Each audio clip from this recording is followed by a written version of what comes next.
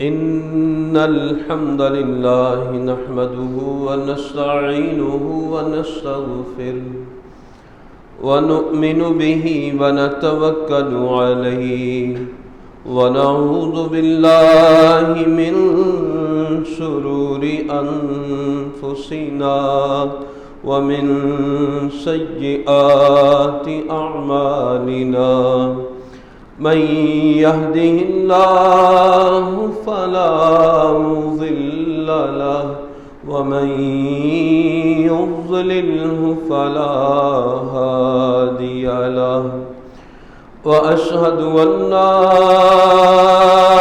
إله إلا الله وحده لا شريك له وأشهد أن محمدًا عبده ورسوله يا أيها الذين آمنوا اتقوا الله حق تقاته ولا تموتن إلا وأنتم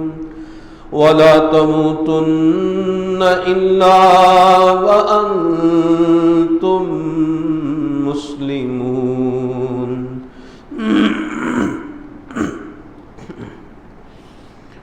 يا أيها الناس اتقوا ربكم الذي خلقكم من نفس واحدة وخلق منها زوجها وبث منهما رجالا كثيرا ونساء واتقوا الله الذي تساءلون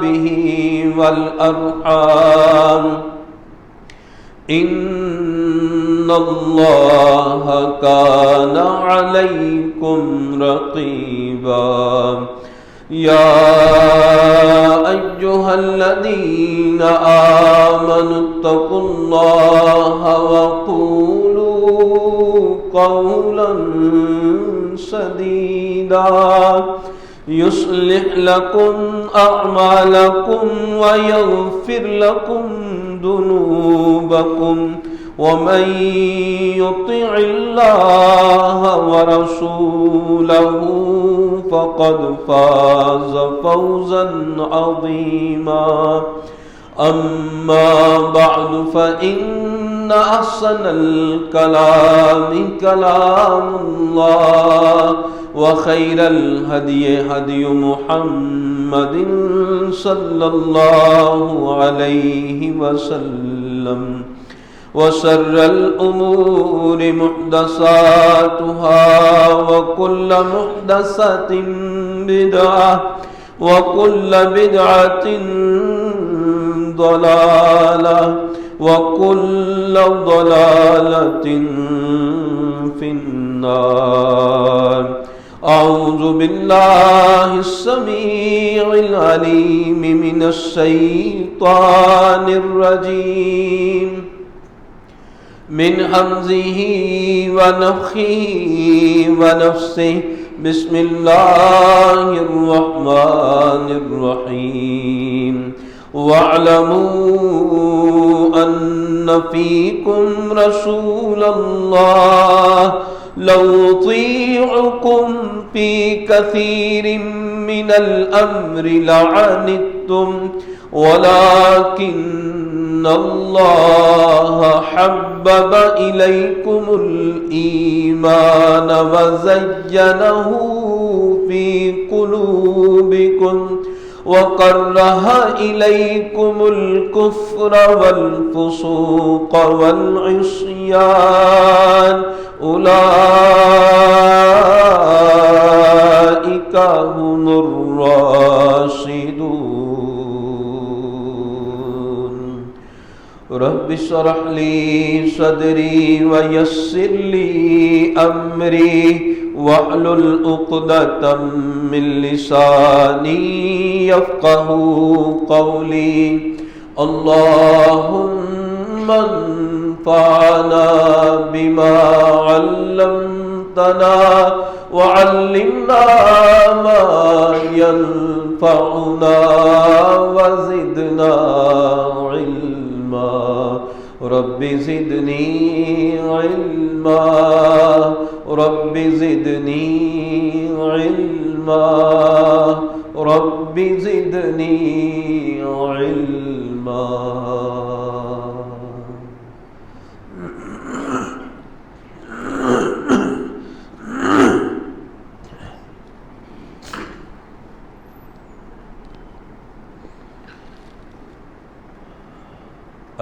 ہر قسم کی حمد و ثنا خالق کائنات اور مالک ارض و سما کے لیے ہے، اور لاکھوں کروڑوں درود و سلام اس ہستی اقدس و مقدس پر جن کا نام نامی اسم گرامی محمد اکرم صلی اللہ علیہ وآلہ وبارک وسلم ہے.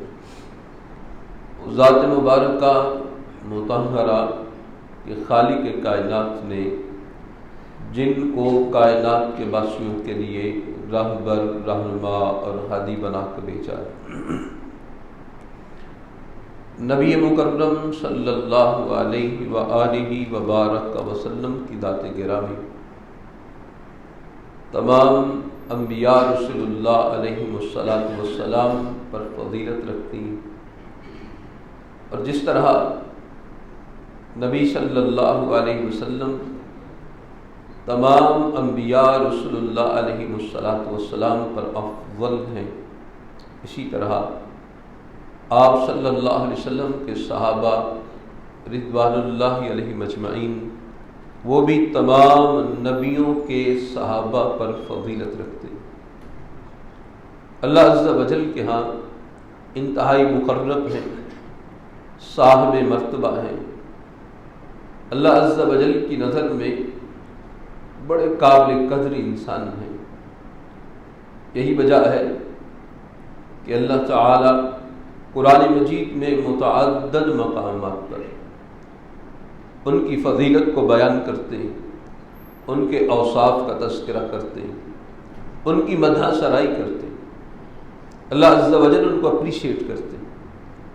اللہ مالک الملک یہ باتیں اس لیے بیان کرتے ہیں تاکہ قیامت تک آنے والے امت مسلمہ کے افراد وہ نبی صلی اللہ علیہ وسلم کے صحابہ کے مقام و مرتبہ کو اچھی طرح جان لے اور سمجھ لے کہ جو اللہ کی نظر میں معتبر ہے، جو اللہ کی نظر میں قابل تعریف ہے، ساری کائنات کو اسے قابل تعریف جاننا چاہیے، سمجھنا چاہیے، ماننا چاہیے اگر وہ اللہ پر ایمان رکھتا ہے. تو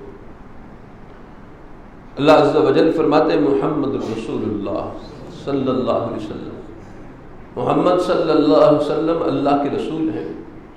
والذین معہ، اور ان کا تذکرہ کرتا ہوں جو اس کے ساتھ ہیں. یعنی محمد صلی اللہ علیہ وسلم تو اللہ کے رسول ہیں، یہ منصب ہے، یہ رفعت ہے، یہ عظمت ہے، یہ شان ہے، یہ بلند تر مقام ہے آپ صلی اللہ علیہ وسلم کا کہ آپ اللہ کے رسول ہیں.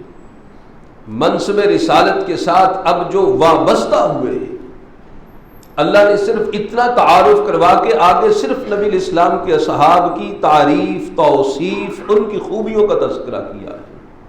والذین معہ، اور وہ لوگ جو اس کے ساتھ اس پر ایمان لائے، اس کی معیت جن کو حاصل ہوئی.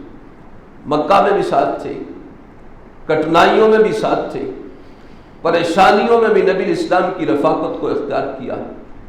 ہجرت کی صعوبتوں کو برداشت کرنے والے وہ بھی نبی الاسلام کے رفیق اور ساتھی. بدر کے معرکہ میں نبی صلی اللہ علیہ وسلم کے ساتھ معیت اختیار کرنے والے. احد اس کی پرکٹن کیفیات میں نبی صلی اللہ علیہ وسلم کی رفاقت کو اختیار کرنے والے. خندق کے ساتھی، آپ صلی اللہ علیہ وسلم کے ساتھ سفر حضر کے ساتھی.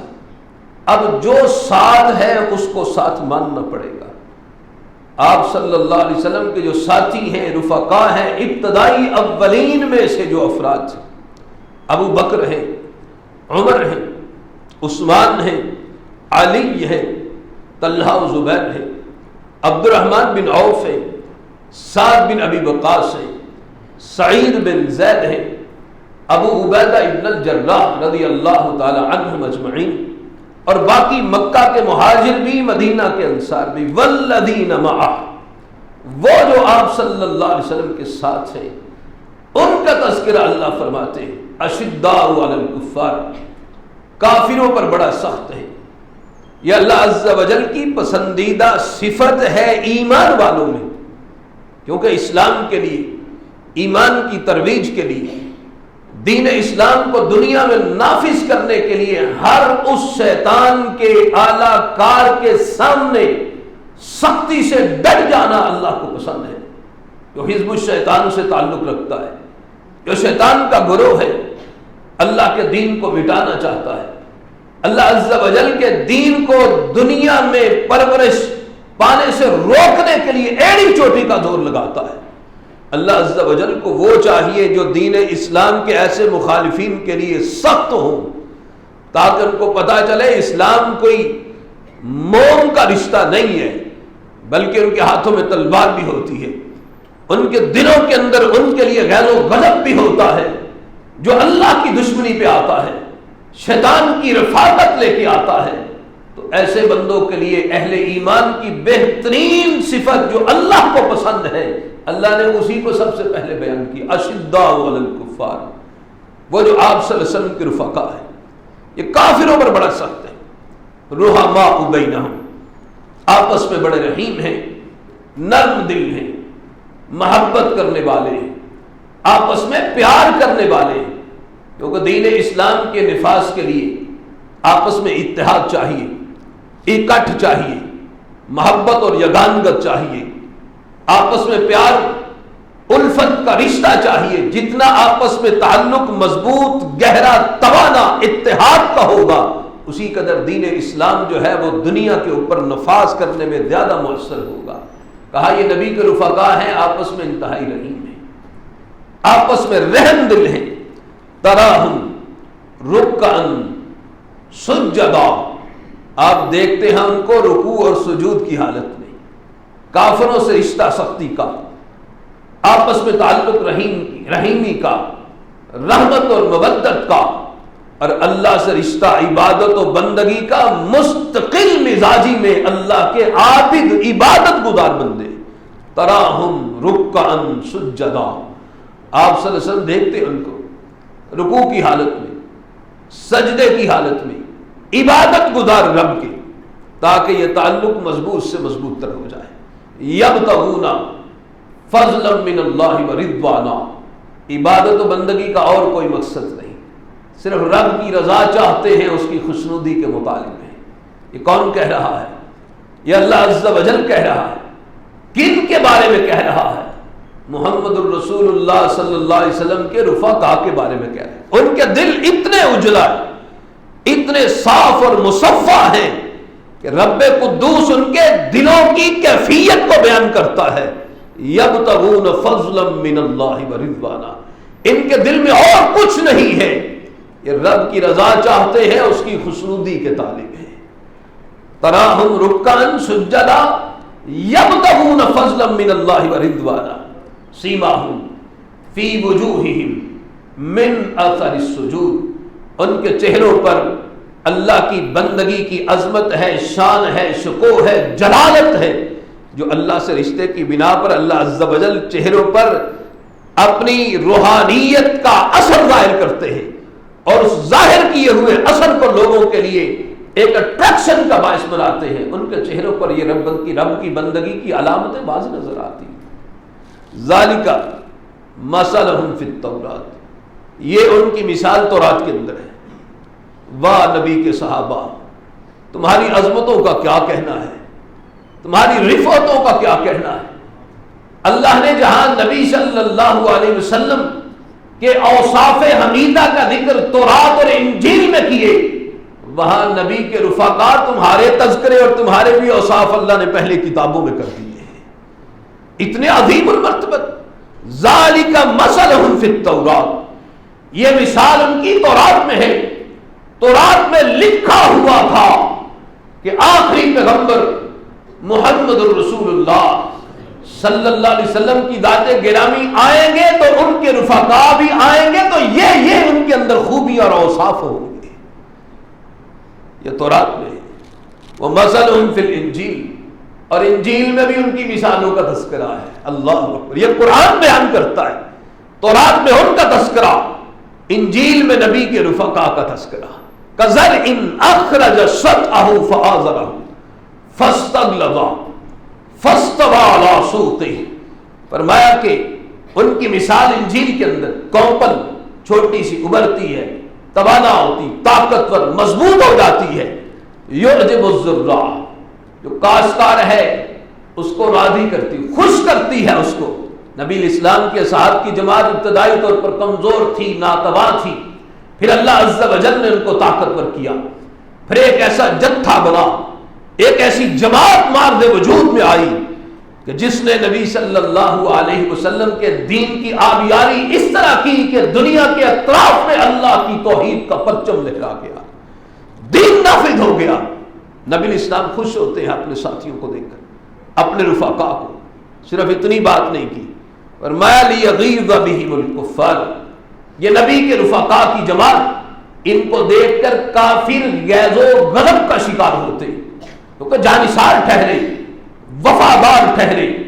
اشارہ ابرو پر آپ صلی اللہ علیہ وسلم کے لیے جانوں کے نذرانوں کو پیش کر دینا اپنے لیے سعادت سمجھا کرتے تھے. آپ صلی اللہ علیہ وسلم اشارہ کرے، دنیا کی بڑی سے بڑی طاقت سے ٹکرا جائے، کوئی دل میں خوف نہ ہو، کوئی ڈر نہ ہو، کسی کا رعب اور دبدبہ دل میں نہ ہو. یہ نبی صلی اللہ علیہ وسلم کے رفقا تھے. جب ایسی طاقت ہوگی تو کافروں کو تو غصہ آئے گا ان پر کہ اس کا مقابلہ کیسے کرے. 313 ہو، 1000 کی تعداد ہو کفار کی، کوئی قدموں میں لغزش نہیں. 700 بندہ، دوسری طرف 3000 بندہ، کوئی پرواہ نہیں. 3000 بندہ، 1,00,000 1,50,000 غزوہ موتا کے مقام پر، جنگ موتا میں ٹکرا جاتے ہیں. دنیا حیران و شزدر رہ جاتی ہے. اتنے جرری انسان ہم نے آج تک نہیں دیکھے. عالم کفر حیران و شزدر، اتنے جرری، اتنے ڈر، بے خوف، موت کی آنکھوں سے آنکھیں چار کرنے والے، اتنے طاقتور ہو تو ان سے ٹکرانے کی جرت کون کرے. اس سے کافر ان سے غیظ و غضب کا شکار ہوتے. لِيَغِيظَ بِهِمُ الْكُفَّارُ. انجیل میں تذکرہ تھا نبی کے صحابہ آئیں گے، کافر ان سے غیظ و غضب کا شکار ہوں گے. یہاں ٹھہر کر امام مالک رحمہ اللہ کا قول پیش کرتا ہوں. امام مالک رحمہ اللہ فرماتے ہیں، فرمایا کہ جس کو بھی نبی صلی اللہ علیہ وسلم کے صحابہ، آپ کے ساتھیوں کی جماعت کو دیکھ کر دل میں غصہ آتا ہے تو یہ آیت مبارکہ اسی پر نہ اسی کے متعلق ہے کہ جو آج بھی نبی صلی اللہ علیہ وسلم کے صحابہ کو دیکھ کر دکھ پہنچتا ہے، جس کو دل میں غیظ و غضب آتا ہے، تو امام مالک فرماتے ہیں یہ آیت مبارکہ آج بھی اس پر فٹ ہوتی ہے، یہ آج بھی اسی کے متعلق ہے. وعد اللہ الذین آمنوا منہم وعملوا الصالحات منہم مغفرۃ واجرا عظیما. فرمایا وعدہ اللہ کا ان پر جو نبی اسلام پر ایمان لائے، آپ صلی اللہ علیہ وسلم پر ایمان لانے کے بعد عمل صالح کیے ہیں، یہ افراد ہیں، ان کے لیے بخشش ہے. واجرا عظیما، اور اجر ہے بہت بڑا.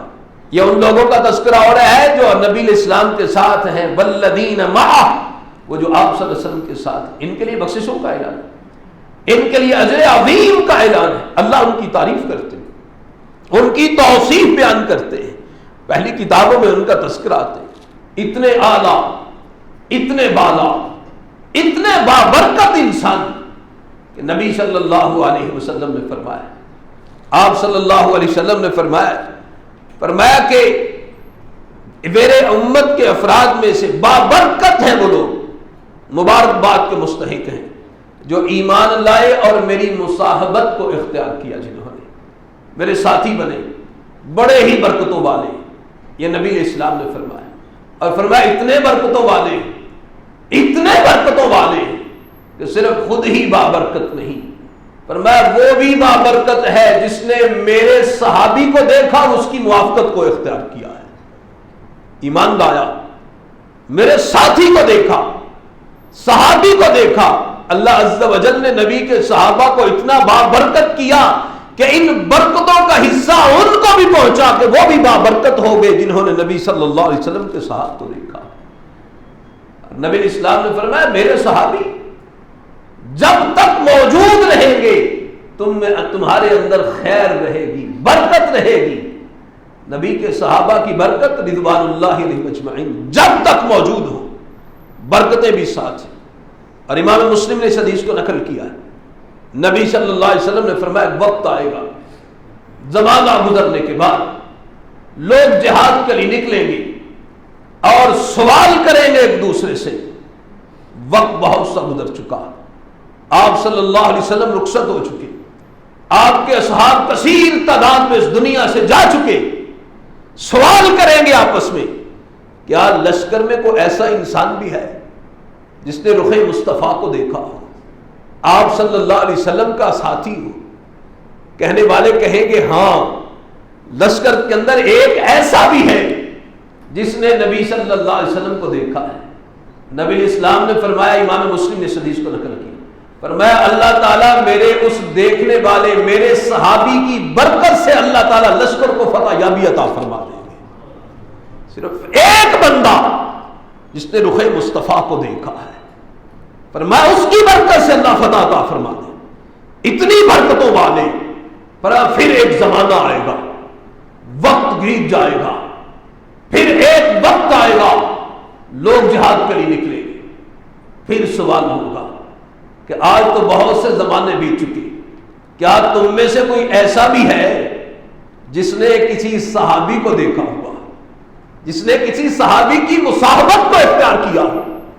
کہنے والے کہیں گے ہاں، ایک بندہ لشکر میں ایسا بھی ہے جو صحابی کا شاگرد ہے، جس نے اس کو دیکھا، جس نے محمد رسول اللہ صلی اللہ علیہ وسلم کو دیکھا ہوا ہے۔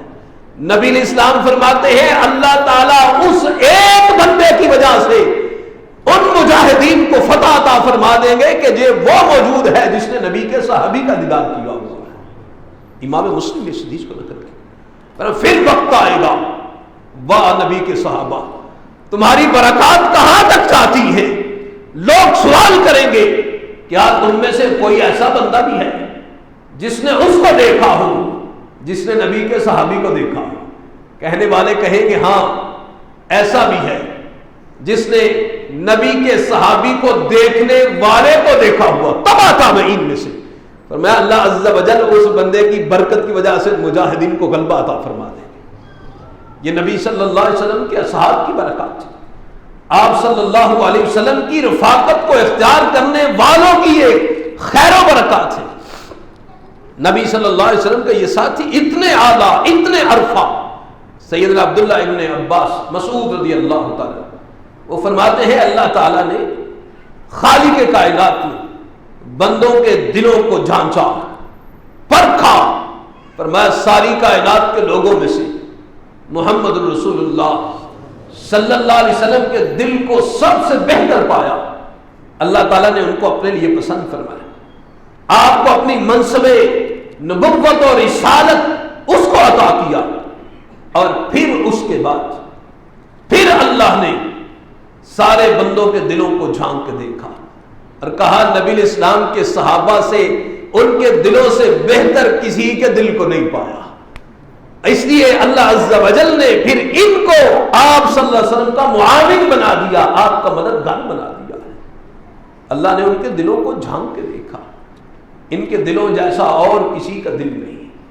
کیوں نہیں؟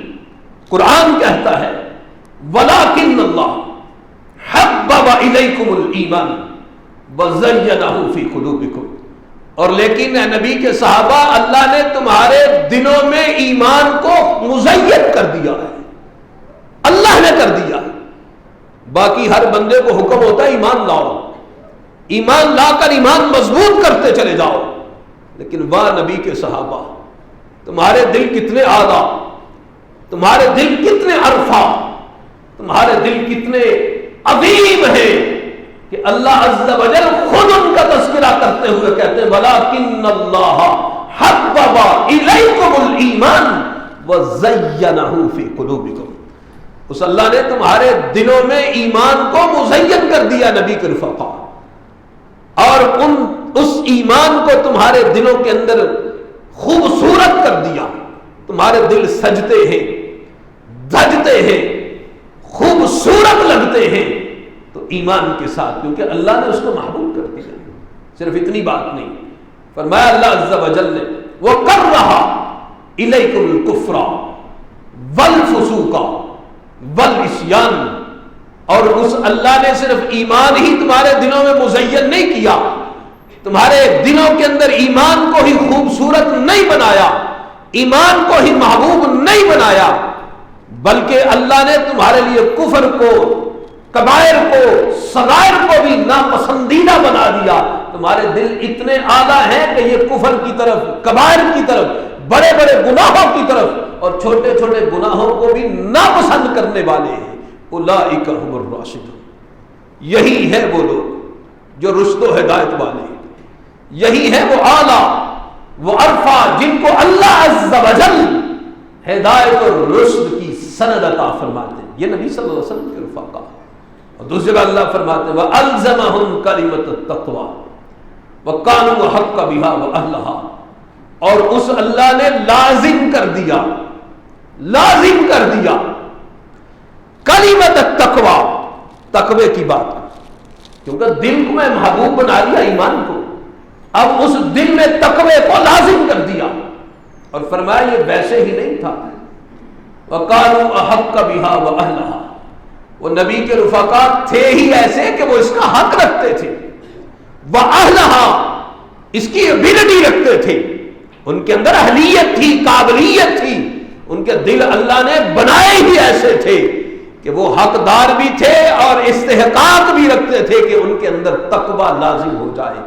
اور کہا اس نے وَقَانَ اللَّهُ بِكُلِّ شَيْءٍ عَلِيمًا، اور کہہ وہ رہا ہے جو ہمیشہ سے ہر چیز کا علم رکھنے والا رب قدوس ہے، وہ کہہ رہا ہے، جو ہر چیز کو جانتا ہے، وہ نبی کے صحابہ کے دلوں کو بھی جانتا ہے کہ یہ دل ایسے ہیں۔ تقویٰ ججتا ہے تو یہیں پر، تقویٰ سموتا ہے تو یہیں پر، لازم دل میں قرار پاتا ہے تو یہی دل ہے، کیونکہ اللہ عز و جل سے بڑھ کر تو نہیں کوئی جانتا۔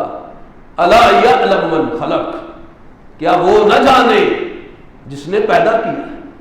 نبی کے صحابہ کو جس نے پیدا کیا، ان کے دلوں کو پیدا کیا، ان کے دلوں کے احساسات کو جو جانتا ہے، کیا اس کو علم نہیں ہے کہ یہ دل کیسے ہے؟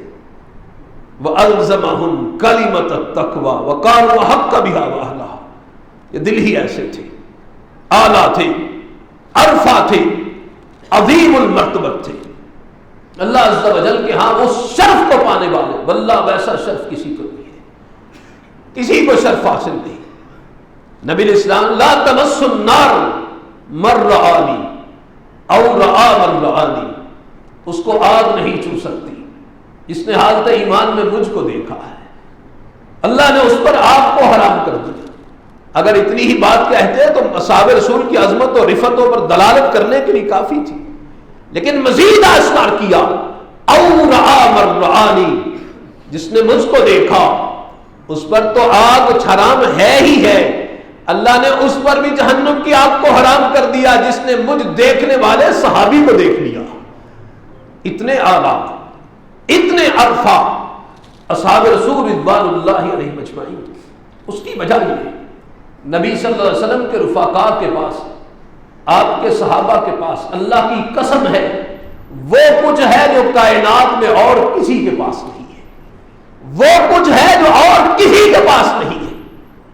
بتائیے ذرا، ساری کائنات کی آنکھیں اکٹھی کر لیں، ایک طرف ساری کائنات کی آنکھیں اور دوسری طرف وہ آنکھ جس نے رخ مصطفیٰ کو دیکھا ہو، کیا اس آنکھ کا مقابلہ ساری کائنات کی آنکھیں کر سکتی ہیں؟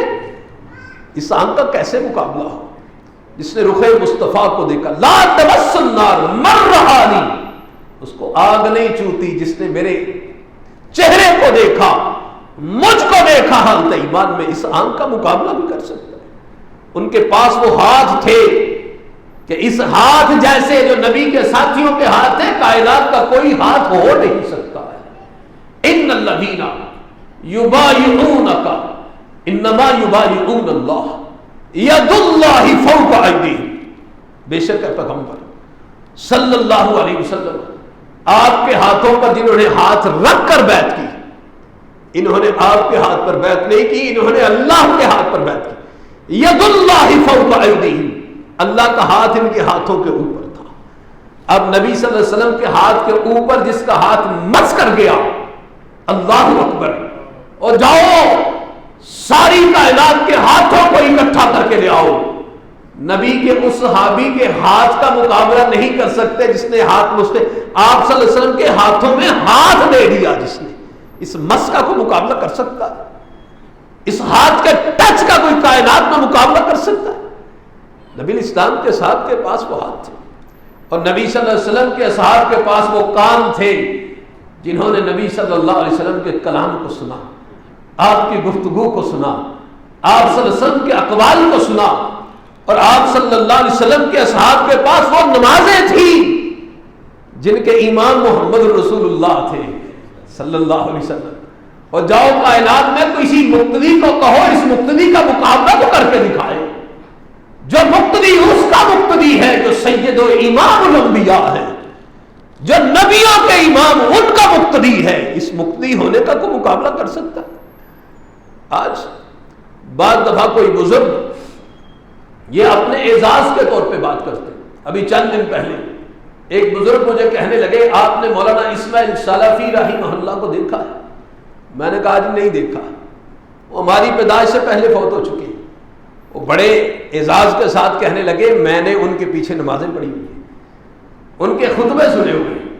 اللہ اکبر! آج جنہوں نے کسی بزرگ اہل تقوی، اہل ایمان، اہل شرف، جن کو دنیا نے تقوی کی نظر سے دیکھا کہ متقی انسان تھے، سید ابو داؤد غزنوی رحمہ اللہ، مولانا اسماعیل سلفی رحمہ اللہ، حافظ عبد المنان نورپوری رحمہ اللہ، جنہوں نے ان کے ساتھ کو نماز پڑھی، درس سنا، آج وہ اعزاز سے کہتے ہیں کہ ہم نے ان کے پیچھے نمازیں پڑھی، ہم نے ان کے پیچھے درس سنے ہیں۔ اور یہ اعزاز اپنے دل کو لبھانے کے لیے کتنا شاندار ہم سمجھتے ہیں۔ اور جاؤ کائنات کے لوگوں میں ایسا مقتدی، ایسا جو آپ صلی اللہ علیہ وسلم کے پیچھے نمازیں پڑھنے والا ہے، کیا اس کا بھی کوئی مقابلہ کر سکتا ہے؟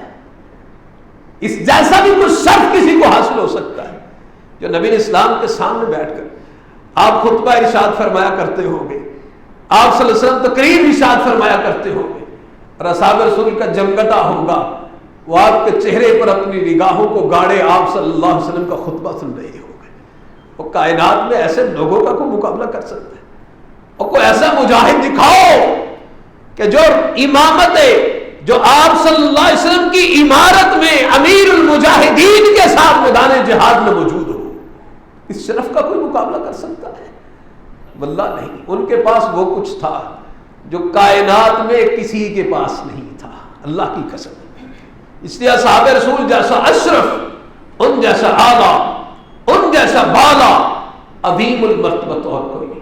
امام احمد بن حنبل رحمہ اللہ سے سوال کر دیا کسی نے، امام احمد بن حنبل امام اہل سنہ، ان سے کسی نے سوال کر دیا، امام صاحب ہم کو یہ بتائیں، عمر بن عبدالعزیز رحمہ اللہ تعالی بہت اہل تقوی، اہل شرف تھے، عظمت والے تھے، اور کوئی شبہ کی بات نہیں، ان کا تقوی اور ورع معروف ہے۔ صرف 2.25 سال کی خلافت کے اندر پورے عالم اسلام میں امن قائم کر دیا، یہ ان کا تقوی تھا۔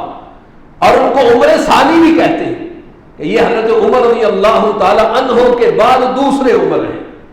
ان کو خلیفہ خامس بھی کہتے ہیں کہ یہ 5ویں خلیفہ ہیں۔ معروف ہے کہ یہ بڑے شرف والے ہیں، عظمت والے ہیں۔ سوال کرنے والے نے امام احمد بن حنبل رحمہ اللہ سے سوال یہ کیا، حضرت عمر بن عبدالعزیز رحمہ اللہ یہ افضل ہے یا امیر معاویہ رضی اللہ تعالی عنہ افضل ہے؟ اللہ اللہ اللہ۔ امام احمد بن حنبل رحمہ اللہ تڑپ اٹھے، کہا کیا سوال کرتے ہو تم؟ عمر بن عبدالعزیز اور مقابلے میں صحابی رسول امیر معاویہ رضی اللہ تعالیٰ عنہ ان کے بارے میں پوچھتے ہو کہ ان کے مقابلے میں افضل کون ہے؟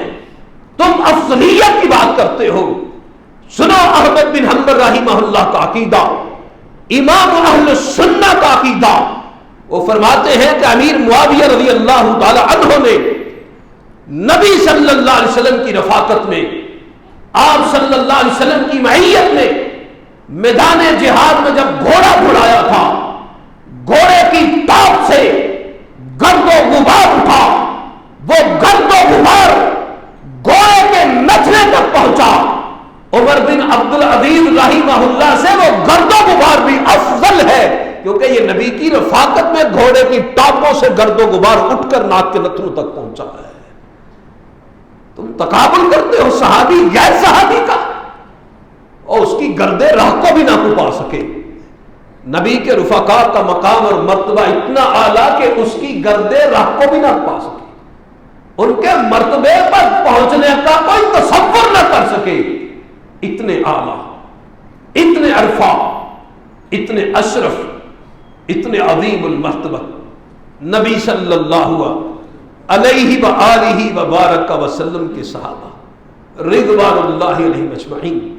اس لیے جب ان کا ثانی کوئی نہیں، تمام امم کے اندر کسی بھی امت میں، امت کے صحابہ میں سے، انبیاء کے صحابہ میں سے نبی صلی اللہ علیہ وسلم کے صحابہ کے مقابلے میں بھی کوئی شرف اور عزت والا نہیں ہے، سب سے اشرف ہے، عظیم المرتبت ہے۔ اس لیے ہمارا ایمان اور ہمارا عقیدہ ہے نبی صلی اللہ علیہ وسلم کے فرامین کی روشنی اور قرآن مجید جو ان کی مدح سرائی کرتا ہے اس کی روشنی میں، کہ نبی صلی اللہ علیہ وسلم کے صحابہ سے محبت کرنا ایمان کا جزو لا ینفک ہے، ان کے ساتھ عقیدت رکھنا یہ ہمارے ایمان کا لازم حصہ ہے۔ اگر ان سے محبت اور عقیدت نہ ہو، وہ اپنے ایمان کو دیکھ لے جا کے، فَإِنْ آمَنُوا بِمِثْلِ مَا آمَنْتُمْ بِهِ فَقَدِ اهْتَدَوْا وَإِنْ تَوَلَّوْا فَإِنَّهُمْ فِي شِقَاقٍ۔ اے ایمان کا دعویٰ کرنے والوں، اگر ایمان اس طرح وہ لے کے آئیں جس طرح نبی کے رفقاء تم ایمان لائے ہو، تو پھر ہدایت یافتہ ہے۔ اور اگر وہ ایسا نہیں کرتے، ضد میں پڑے ہیں، مخالفت میں پڑے ہیں، ان کا اسلام اور ایمان کے ساتھ وہ رشتہ اللہ کو منظور ہی نہیں ہے، کیونکہ ایمان میں معیار اللہ نے نبی صلی اللہ علیہ وسلم کے اصحاب کو بیان کیا ہے، آپ کے رفقاء کو بیان کیا ہے۔ اللہ عز و جل ہمارے حال پر رحم فرمائے اور ہمیں نبی مکرم صلی اللہ علیہ وسلم کے صحابہ سے عقیدت و محبت، وابستگی، شیفتگی اور فریفتگی، اس کے وہ جذبات عطا فرمائے جو ہمارے لیے قیامت کے دن آخرت کا توشہ بن جائے، اور ہمارے لیے اللہ عز و جل کے ہاں اصحاب رسول رضوان اللہ علیہم اجمعین کے ساتھ جنت میں ان کی رفاقت کا باعث بن جائے۔ اللہ عز و جل صحت، عافیت، ایمان کے ساتھ لمبی زندگی عطا فرمائے، اسلام پر، ایمان پر، توحید پر زندگی، اسی پہ ہمارا خاتمہ فرمائے۔ دنیا آخرت کی رحمتیں، برکتیں، آسانیاں، عزت ممالک ہمارے مقدر میں فرمائے، دنیا آخرت کے دکھ، تکلیفیں، پریشانیاں اور ذلتوں سے مالک ہمیں محفوظ فرمائے۔ وآخر دعوانا ان الحمد للہ رب العالمین۔